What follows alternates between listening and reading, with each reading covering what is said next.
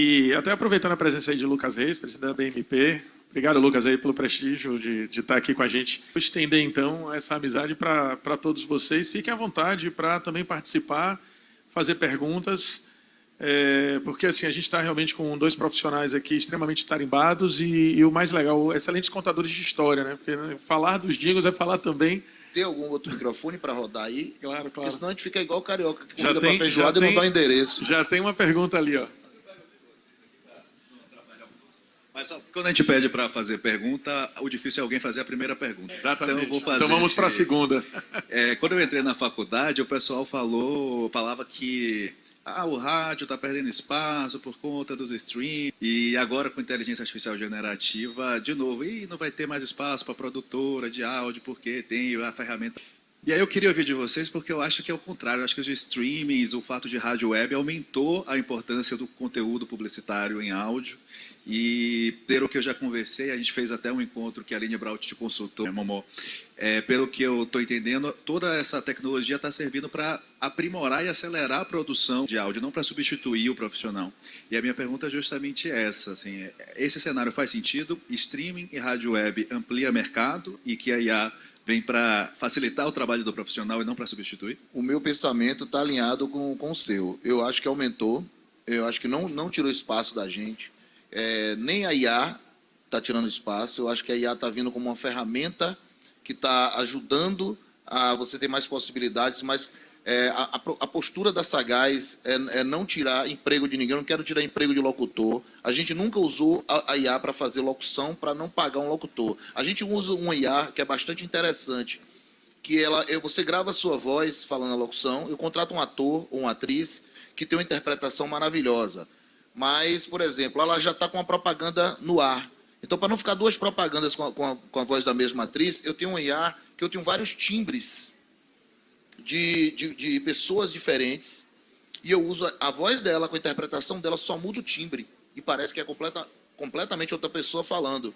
Entendeu? Então, se eu quiser uma voz até um pouco mais madura ou um pouco mais jovem, entendeu? Eu tenho na IA vozes que são gravadas de pessoas, o timbre é todo deixado lá e você usa o timbre. E, por sinal, esse programa se chama Moisés, é meu xará. Mas não foi eu que fiz, não. Aí a gente usa muito. E isso é interessante, mas eu não deixo de pagar o cachê para o ator, para a atriz. Eu falo assim, vou mudar seu timbre, tudo bem? Para poder não ficar duas iguais, porque a gente acabou de fazer uma e tal. E aí então assim, eu gosto muito de usar. As locuções, eu estava até conversando com o Marquinho, eu estava numa campanha agora, na campanha política, teve um cara que falou para mim, não, eu fiz a locução do candidato lá toda na IA. Aí eu falei, pô, mas ficou bem real mesmo, nem parece que é IA. Aí ele falou, não, foi, o cara, rapaz, você precisa ver, o cara ele fez 80 prontos, ele teve que fazer o prompt, né, o que chama prompt, né? 80 vezes para ficar daquele jeito. Você faria 80 jingles nesse tempo aí, não faria, não? Rapaz, o tempo que ele perdeu ali, contratava um locutor, pagava o cachê, é muito mais. O cara teve que escrever o que a IA tinha que fazer, porque foi mudando que a primeira não prestou. Aí ele foi me mostrando as primeiras, realmente, para ele chegar naquela lá, foi um trabalho incrível. Assim, então a IA é uma ferramenta que você pode usar de várias formas. Eu digo assim, se você quiser tirar o emprego daquela pessoa, você vai lutar, até você falar, mas eu acho que você vai perder tanto tempo. E ela ajuda a gente, por exemplo, a gente está fazendo muito trabalho para Brasília, e lá tudo tem uma concorrência. Se você vai fazer um job, mesmo que as agências sejam licitadas, as 3 agências atendem aquele cliente, as 3 têm que fazer um monstro. Então, assim, como é monstro, aí as agências mesmas fazem os filmes na IA e geram as imagens para a gente ter a ideia, né? E aí, às vezes, os jingles, eles criam na IA, vem o jingle já todo pronto, com cantado na IA, ele fala assim, pronto. Aí, se, por exemplo, a nossa ganhou, aí ele fala, pronto, ficou massa, agora eu quero que vocês façam melhor. Vocês podem usar isso como referência, mas eu quero que vocês façam tocado, porque tem a timbragem, tem a textura, tem o sentimento. E a IA, vou dar um exemplo aqui. Já teve jingle da gente gravar com 10 cantores diferentes, porque a gente ainda não tinha chegado na voz que a gente queria, e cantores maravilhosos, entendeu? Eu já tinha passado por Adelmo Cazé, por Kiko Saller, por tanta gente que canta muito, sabe? Dani Nascimento, e mesmo assim não tinha chegado naquele ponto ali aonde a gente queria. E imagine a IA, então ela vai atender o cara que não tem condição de fazer uma campanha, que vende ali, tem uma bodega lisinha ali, o IA vai servir para ele, entendeu? Ele vai fazer de graça, que para ele tanto faz, tanto importa. Aí eu queria saber a opinião de Marquinhos. Eu concordo com essa coisa a ideia de que a IA chegou para a gente ter uma ferramenta de aceleração do processo, de outras possibilidades de processo de produção, mas eu tenho uma preocupação porque existe uma tendência muito grande de driblar o que for possível para ganhar tempo e às vezes até ganhar dinheiro. Então, eu já ouvi no ar, aqui em Salvador, um jingle produzido pelo Suno.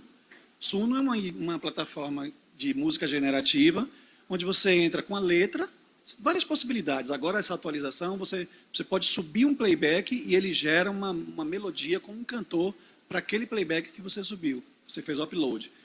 As primeiras versões do Suno, você digitava a letra e ele gerava 2 opções de música, com uma qualidade de áudio bem ruim mesmo. Assim. É tipo, como se fosse você tem a sensação de que o som está dentro de um caminhão de areia, sabe? Aquela coisa poluída. E eu já conheço um amigo de estúdio que recebeu de uma agência de propaganda a demanda de melhorar o som. Não tem como melhorar o som ruim. Você pode você pode deteriorar um som bom, mas o contrário não tem como.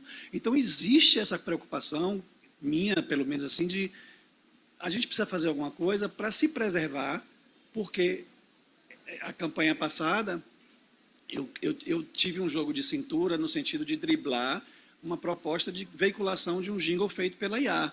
Falei, beleza, o jingle está aqui, está aprovado, mas vamos produzir esse jingle. Pegar o playback e fazer de novo, igualzinho como o Suno gerou, reproduzir, aí chamar uma cantora. Aí a IA serviu como ferramenta, porque a gente em campanha política não tem tempo hábil para nada, para pensar direito.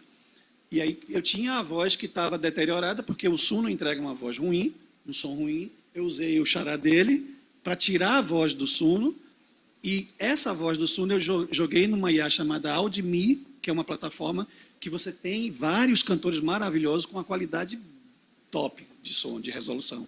Aí a gente teve um resultado de um jingle que foi reproduzido.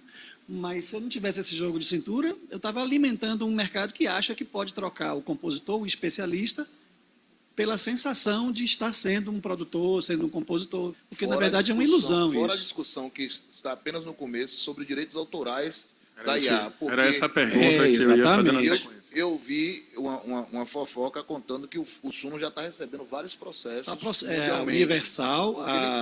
Ele pega do que já existe. Notas, melodias, harmonias. Essa inteligência artificial é alimentada pelos fonogramas que existem. Ela não cria, né? Ela se apropria do que já existe. Marquinhos senta no piano, toca o piano e grava. E ela pega da onde? Ela toca como? Ela pega do que já tem, né? É por isso que a resolução é ruim, né, também, porque precisa de um banco de dados muito grande para poder gerar. Então tem que ter uma resolução baixinha. E aí o ponto é, como nós fazendo até uma relação direta com o sampler, que surge para aumentar a produtividade, baratear o custo de produção, traz aquelas orquestras para dentro, a inteligência artificial, e é utilizada de uma forma em prol do processo de produção e criativo. A inteligência artificial, o ponto que traz aqui é exatamente esse. Ele enquanto uma ferramenta que ajuda o processo criativo e não necessariamente que substitua o processo de produção. Exatamente.